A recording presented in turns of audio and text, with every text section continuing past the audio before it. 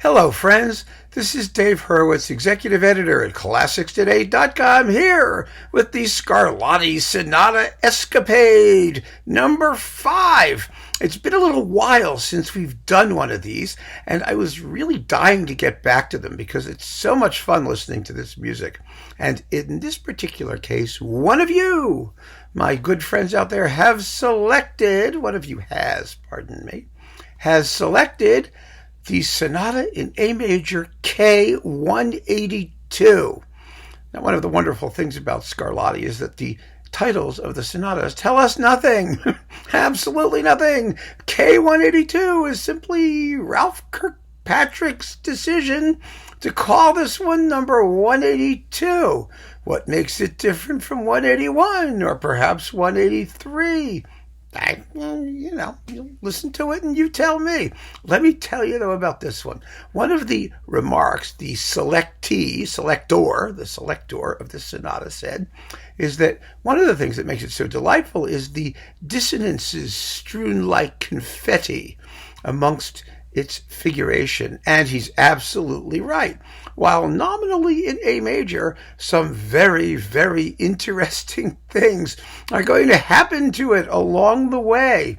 But even more fascinating, for me anyway, just listening to it, is that this sonata, and particularly this performance, which is superb, absolutely superb, by Pieter-Jan Belder on Brilliant Classics, who has been our Scarlatti guide for most of these talks so far, and he will continue to be, because he's a splendid artist. One of the things this sonata shows is that, Scarlatti has a reputation for being very dazzling and very fast. It's going, it's like sewing machine music. But this sonata is marked allegro, as are, maybe 200 or 300 or more of them.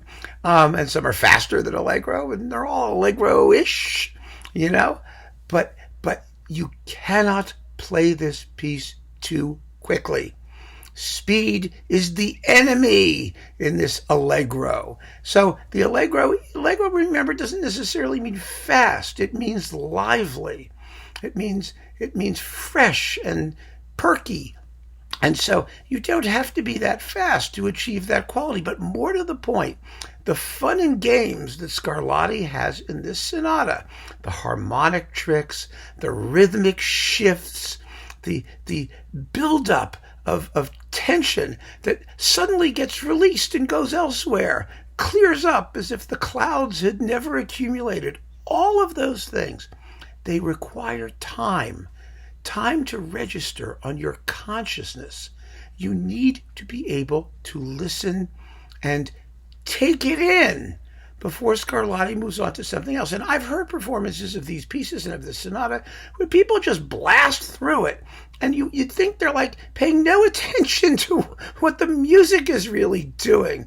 It's crazy. Fortunately, Pieter-Jan Belder knows better, and he knows how to create flexibility without fracturing, breaking the back of the music's rhythm, giving it expressivity, even though it's a harpsichord, which is not a terribly expressive instrument.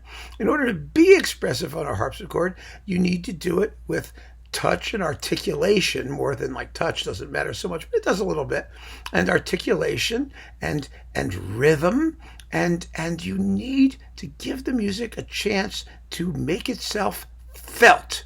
And this performance has a tactile presence, which I think is marvelous. So I want you to listen to this. It's only 3 and a bit minutes long, but savor it.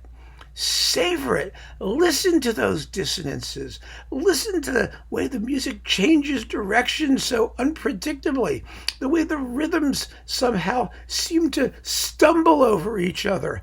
It's such a charming little piece. It begins like the sweetest thing in the world, but it becomes so gawky and somewhat clumsy seemingly. And then there are moments of almost panic.